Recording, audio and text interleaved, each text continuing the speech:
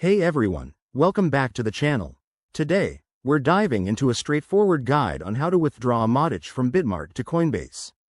If you're holding Matic on Bitmart and want to move it over to Coinbase for better management or trading, you're in the right place. Matic, also known as Matic, is the native token of the Polygon network, and transferring it between exchanges is a common step for crypto enthusiasts. This process is simple, but always remember to double-check everything to keep your assets secure. First things first, make sure you have accounts set up on both Bitmart and Coinbase. You'll need some Matic in your Bitmart wallet and the exact wallet address from Coinbase where you want to receive it. Oh, and don't forget to enable two-factor authentication on both platforms. It's a game changer for security. Let's get started. Step 1. Log into your Bitmart account. Head over to the Wallets or Assets section and find your Matic balance. Next, click on Withdraw next to Matic. You'll be prompted to enter the withdrawal details. Step 2.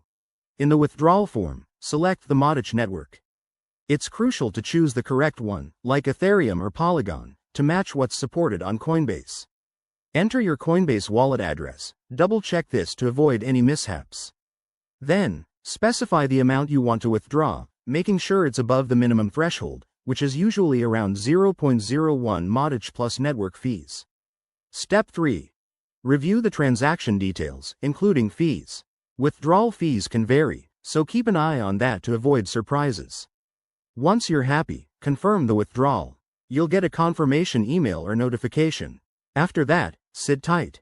The transfer might take anywhere from a few minutes to an hour, depending on network congestion. Once it arrives on Coinbase, you can check your wallet there. A quick tip. Always withdraw a small test amount first if you're new to this. And remember, crypto prices can fluctuate, so time your moves wisely.